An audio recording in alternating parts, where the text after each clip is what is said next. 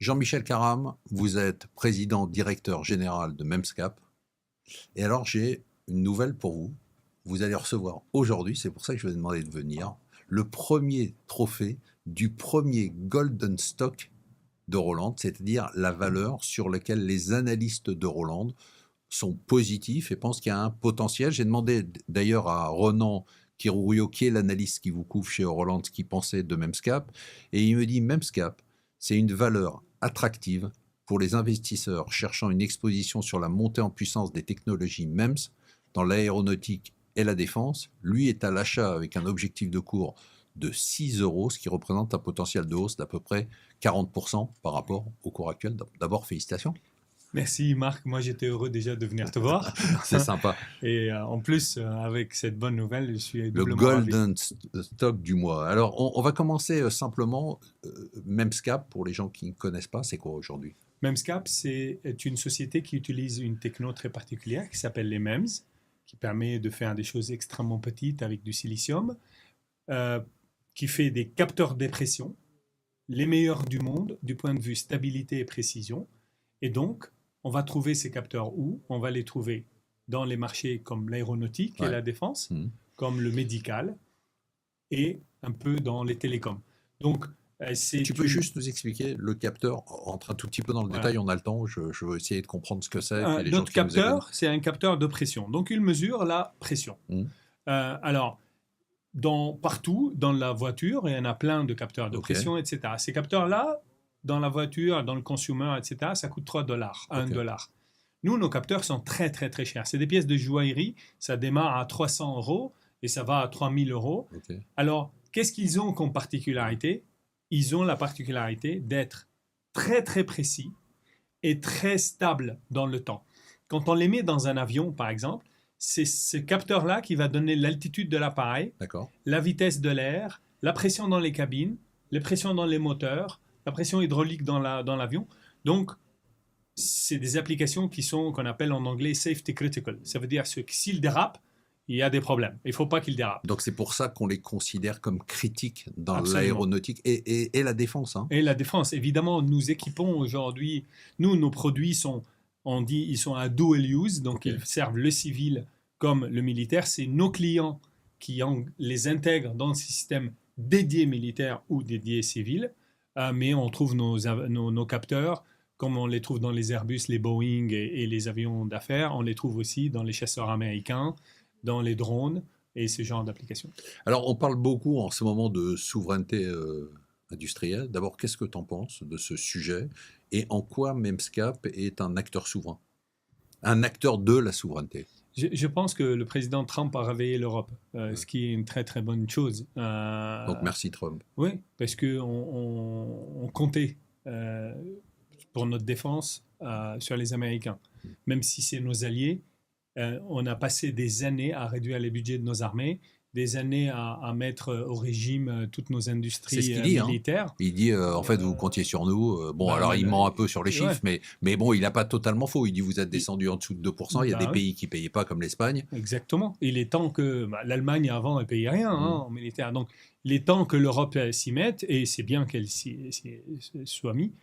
Donc, pour moi, c'est un sujet important et qui permettra la montée en régime de toute la filière aéronautique. Donc tu te considères comme un acteur de la souveraineté européenne? Évidemment, même si mes usines sont en Norvège. Donc, c'est européen. Européen, mais ça avec un côté un peu de neutralité dans le sens où aujourd'hui, si tu regardes nos capteurs de pression, équipent absolument tous les avions de chasse américains, tous les drones de combat, etc. On n'est pas sur la Rafale. On est sur l'Eurofighter. D'accord, c'est déjà ça. C'est déjà ça. Alors l'aéronautique, ça représente à peu près 70%? Oui, 70-75% de notre chiffre d'affaires. Qu'est-ce qui explique ce retour en force un peu de l'aéronautique? Parce que ça n'a pas toujours été comme ça. Non, la réalité, c'est qu'on a commencé les investissements sur l'aéro en 2002. C'est une activité qui est très très lente. Pourquoi? Parce que quand on rentre chez un client, on met 4 ans à voir les chiffres significatifs. Parce qu'il faut du temps que nous, on qualifie notre capteur dans le système, que le système soit qualifié dans un avion et que l'avion commence à être en production. Donc, c'est lent. Mais on a commencé tôt et on a commencé à investir très tôt. Ce n'est qu'en 2023 qu'on a mis les premiers dollars en médical, en fait. Donc, et cette activité, à fur et à mesure, elle grandit et ne va faire que ça. D'accord. Parce que... grandir dans l'absolu, mais aussi en proportion du capital. En volume. En et volume. Les 75%, je pense, maintenant, sont devenus une norme. Une norme. Mais au-delà de ça, la volumétrie va beaucoup grandir. Pourquoi? Parce qu'au début de l'action de Memscap dans l'avion, on servait que le marché de l'air data. Ça veut dire c'est nous qui donnons la navigation et l'altitude de l'appareil. Ensuite, on est rentré dans tout ce qui est cabine. Okay. Et on a équipé les Boeing et les Airbus via un de nos clients qui s'appelle Nordmicro, qui est le premier constructeur de cabine. Mais on est resté dans cette zone-là, et cette zone représente l'air data à 50 millions, la cabine, on était autour de 100 millions de marché. Depuis 2023, et le retour en force de Memscap, du point de vue rentabilité, etc., on est rentré dans les moteurs, avec le contrat Megit, puis là, on est rentré dans l'hydraulique avec Parker. Et en fait, ce marché qui était au début 50 millions, dès qu'on a terminé toutes les solutions d'hydraulique, on sera capable de servir un marché qui est de 375 millions. Donc beaucoup plus profond. 7 fois plus grand. Et du coup, des potentiels de croissance qui sont beaucoup plus importants. Alors la question que je me posais, c'est, bon, il y a de l'aéronautique civile, oui. Il y a de la défense, il y a du oui. spatial. Oui.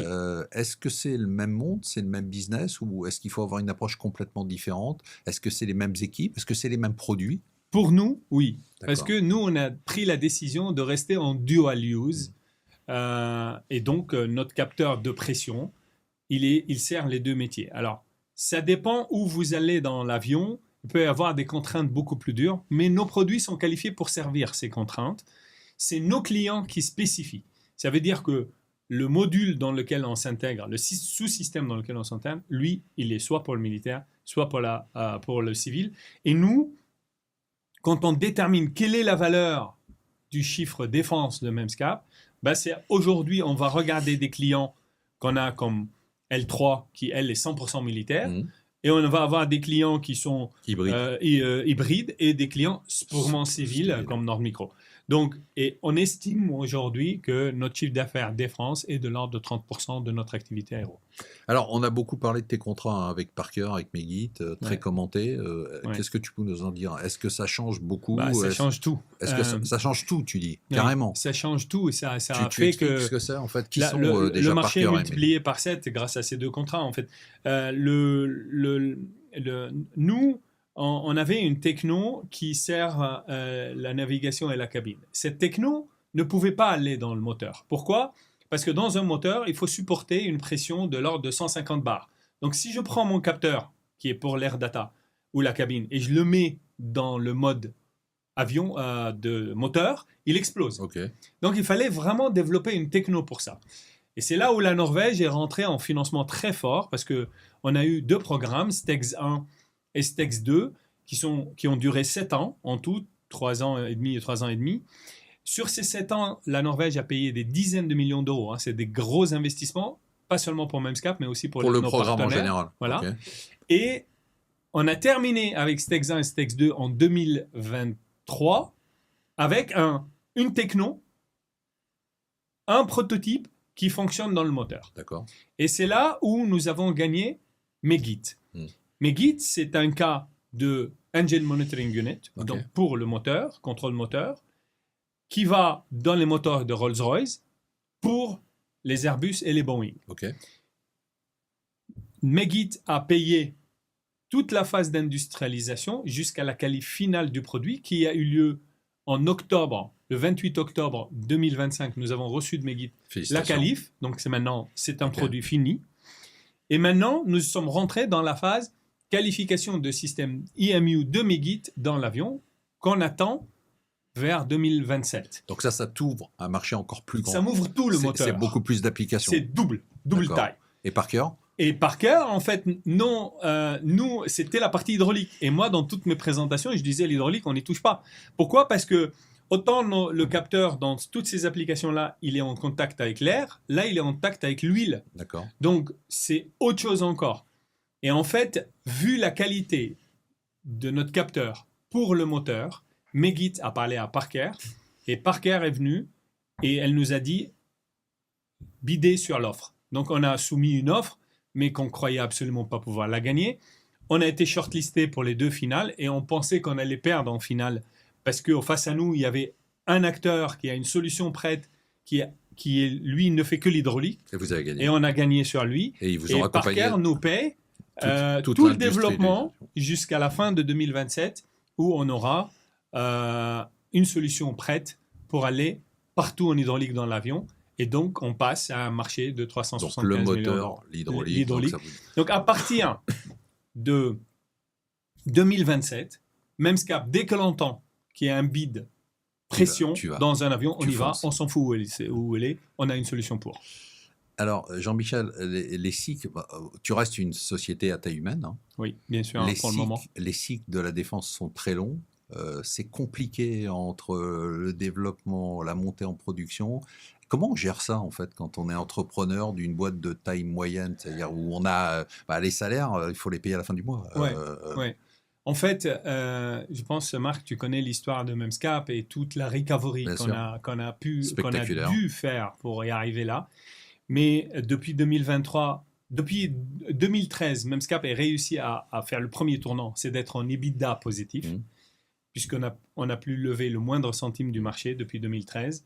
En 2023, on est passé à une autre phase, puisque là, on était rentable en net et suffisamment rentable en net. Et aujourd'hui, nous savons qu'on a tous ces contrats, qu'on gagne, qui prennent du temps. On gagne tous les jours des design wins. Et c'est pour cela que cette année, j'ai dit au marché que je proposerai à mon conseil d'administration la distribution des dividendes, qu'il va évidemment la proposer à l'Assemblée générale, qui reste souveraine. Bonne mais nouvelle. Dans l'idée de dire, mettez ces actions, ils vont vous ramener du rendement, soyez cool, tout va bien, on gagne de l'argent. Donc c'est comme ça que tu gères l'attente à la fois pour les actionnaires et pour vous, et pour nous. les équipes, et pour les actionnaires salariés, évidemment. Et tu as fait un modèle, donc fabless. Oui. C'est ça. Fabless sur le front-end. Vas-y. J'ai une fab en Norvège qui, elle, fait l'assemblage, la productualisation, la qualif et la livraison. Donc, c'est une fab qu'on appelle back-end, qui ne nécessite pas les mêmes investissements que la fab front-end. Une fab front-end, comme j'avais aux États-Unis, la moindre appareil coûte une fortune, il faut tout le temps l'alimenter en argent, c'est des capex qui sont énormes. Aujourd'hui, Memscap est à un mode de capex. Donc, tu es beaucoup plus agile. Ah oui, et puis j'ai un capex maximal par an qui est de l'ordre, en moyenne, sur 10 ans, 15 ans, etc. On est entre 400 500 000 euros de moyenne de capex, donc c'est rien. Donc, c'est très peu significatif. On ajoute des chambres de test, en fait, beaucoup plus qu'autre chose, chambres climatiques de test. Mais c'est un modèle qui est très très light et très agile. Alors tu l'as dit à plusieurs reprises, tu as beaucoup parlé des États-Unis, tu es très exposé aux États-Unis, c'est un atout, évidemment, on en a conscience, hein. Mais il y a aussi ce côté incertitude et instabilité. Est-ce que c'est bien ou c'est pas bien, ou est-ce que tu te dis aujourd'hui, génial, je suis aux États-Unis, ou tu te dis en te levant le matin et en voyant Donald Trump prendre des décisions, tu te dis ah merde, ça c'est quand même un peu compliqué. C'est pas le cas, puisque premièrement, on a un produit stratégique. Donc, jusqu'à maintenant, tout ce que le président Trump a mis comme politique douanière, etc., on n'a pas été touché parce que c'est les clients qui paient la fin. La NASA considère notre capteur comme le meilleur au monde. C'est pour cela qu'ils ont utilisé l'argent du contribuable américain pour aller chercher ce capteur, pour le mettre sur Curiosity, sur Mars, etc. Tu sais, l'autre jour, je disais quand ma fille était toute petite, et je l'ai portée. Et moi, j'aime beaucoup l'astronomie. Je leur montrais où est-ce qu'il est Jupiter, où est-ce qu'il est Mars, etc. Et Mars, c'est facile à voir. Et je lui ai dit, tu vois, là-bas, papa a un produit. Donc, c'est quelque chose qui est vraiment une très grande référence pour nous. On équipe tous les avions. Alors, notre place en Norvège est assez importante, cette neutralité entre les deux continents. C'est stratégique. Et stratégique. Hein. Ça, je ne l'ai pas pensé. Tu ne l'as pas pensé? Non, j'ai eu un bol. D'accord. J'ai acheté un truc là-bas à la base. Puis j'ai voulu le garder parce que le déplacer aurait été catastrophique. Et j'ai supporté le coût de la main-d'œuvre norvégienne en automatisant un maximum. Mais aujourd'hui, ça se trouve être un très grand avantage. On fait plus de 70% de notre chiffre d'affaires en dollars. Notre exposition à la France et Dieu merci, je dirais, est faible puisque on fait 1,5% de notre chiffre d'affaires en France. Donc le budget, et je précise que 1%, c'est avec Yeva Group. D'accord. Donc il reste que 0,5%. Donc le budget, c'était pas un sujet. Tu disais tout à l'heure, bon, effectivement, qu'il y a eu plusieurs tournants récents chez Memscap, l'EBITDA, le résultat net positif. Aujourd'hui, tu as une bonne trésorerie. Très forte trésorerie. Tu as peu de besoins d'investissement. Non, on a 0 dette, on a 6 millions de cash. D'accord. C'est quoi ta priorité maintenant? Sur Memscap, c'est très très simple. Ta priorité stratégique. Je considère qu'aujourd'hui, dans l'aéro, on a fait le job. On doit aller faire des design wins de gains. Pourquoi faire pour les 4 ans d'après, etc. Pour continuer à augmenter la massification. Parce qu'en réalité, imaginons que je n'ai pas de résultat net à montrer. Imaginons que le marché me dit « j'en perds autant que tu veux comme argent ». Dans ce cas-là, qu'est-ce que je fais? Je recruterai un maximum d'ingénieurs d'appli. Ces ingénieurs d'appli vont aller gagner des deals sur plein de systèmes. Mais évidemment, vu qu'ils sont nombreux, ils me coûteraient cher, donc je perdrai de l'argent. Mais par contre, dans 4 ans, la croissance serait beaucoup plus grande. D'accord. Donc moi, c'est un peu de dentelle. Donc tu fais du fine-tuning. Tu Voilà, essayes de trouver l'équilibre entre le moyen terme et le court terme. Voilà, exactement. Pour préserver ta rentabilité. Voilà, je suis rentable fortement, puisqu'on sort des EBITDA qui sont très très élevés maintenant. Et en même temps, de temps en temps, je sens que l'EBITDA est loin dans le machin. J'ajoute un ingé d'appli qui va m'amener 2 design wins par an en plus, etc. pour que la masse de croissance soit encore plus grande et les réserves de croissance soient plus significatives à l'avenir. Memscap aujourd'hui, c'est vraiment comme je l'ai dit cet exemple, c'est comme un camion qui roule sur l'autoroute. Alors, plus il roule, plus il grandit. Mais de temps en temps, il peut y avoir des lapins qui sautent. Donc, il ne faut pas les écraser, les lapins. Donc, il faut être un peu attentif. Il faut rester vigilant, mais la route te semble dégagée. Tu n'as pas l'impression quand même, parce que justement, si tu es là et si tu as ce golden stock du mois, c'est que, on considère que tu es sous-valorisé. Tu n'as pas l'impression que le marché Qu'est-ce qui fait que le marché ne voit pas tout ce potentiel-là? C'est quoi ton interprétation à toi de l'extérieur? Moi, je suis un homme de marché, je suis un homme de bourse, nos analystes, ils ont leur avis. Mais toi, tu le vis comment? Ça m'intéresse. C'est un peu bizarre, honnêtement. Malheureusement, on est coté à Paris et on subit l'affaire parisienne. Mais il y a quelque chose qui décrit ce sentiment. Il y a 3 ans, j'ai dit, je vais aller essayer d'acheter des boîtes pour grandir les choses. En disant quoi? En disant, moi, j'ai les clients dans l'aéro. Et ce qui est la plus dure des choses, c'est les clients. Le référencement. Et je me suis dit, j'arrive avec mon capteur de pression, je leur vends. Donc, si j'ai un capteur inertiel, je leur vends. Donc, je peux aller plus vite. Bon, allez, je contracte une banque américaine, etc., super punchy sur le M&A, et je leur dis, allez-y les gars, cherchez-moi des cibles. La plus petite des merdouilles. Mais franchement, des boîtes qui ont un capteur, à peine ils fonctionnent. À peine. Ils ont testé avec machin. Ils font 100 000 € de chiffre d'affaires. Quel est ta valo? 75 millions. Bon, super. Donc, rien, le double de moi. Donc, j'ai dit à tout le monde, notre stratégie M&A va s'arrêter. Et le meilleur de la monnaie qu'on peut faire, c'est acheter nos propres titres sur le marché. Donc, je pense que le marché, par contre, on voit aujourd'hui qu'il a commencé à comprendre. On voit que notre montée se fait doucement, mais se fait dans le temps. On est dans une belle enveloppe. On sent qu'on n'est pas fragile comme d'autres boîtes à beaucoup d'oscillations. Avec beaucoup d'oscillations. Et je pense que le rendement que je vais donner à cette action va changer rassurer. le statut. Changer le statut. Exactement. Changer le statut de la valeur. Et qui va nous aider à expliquer aux gens qu'il faut prendre un peu de temps, mais les choses vont venir. Ceci dit, Memscap reste une cible, justement parce qu'il n'y a que des mastodontes dans l'aéro qui rôdent autour. Et, donc tu penses qu'il y a une dimension spéculative? Sur la marque, incroyable. Il n'y a rien à acheter. Franchement, on l'aurait acheté sinon. Et on est une boîte qui a aujourd'hui, récemment, nos clients ont dit, nous avons le meilleur capteur de pression au monde. Il dépasse même les les appareils de test qui sont censés le tester. Donc, c'est juste incroyable. Et donc, ceci nous donne une avance technologique phénoménale. En plus, s'il y a quelqu'un qui vient nous acheter, qui est grand, qui a une activité de BizDev qui est très large, lui, il n'a pas besoin de recruter évidemment. comme moi des ingénieurs. Donc, sur les 3 premières années, on va faire le même chiffre, lui et moi. Mais lui, à partir de 4e année, il va m'écraser parce que quand moi, je vais faire 4 design wins, 5 design wins par an, lui, on va en faire 40. Et donc, forcément, quand ces design wins deviennent matures, eh ben, il sera plus grand. Mais ça, c'est notre goodwill. Donc, c'est ce qui rentre dans notre valeur. Donc, en cas valeur aussi spéculative. Absolument. Alors, je vais te demander, en conclusion, de faire un petit effort d'imagination. Alors, imagine que je suis dans un costume un peu bariolé et que je suis Jean-Michel Caram et que je suis juré qui veut être mon associé. Oui. Et que tu viens pitcher devant moi Memscap. Oui. Qu'est-ce que tu me dis? Je te dis que Memscap, c'est le fournisseur du meilleur capteur de pression au monde. Nous équipons l'aéronautique, le médical, un peu d'optique.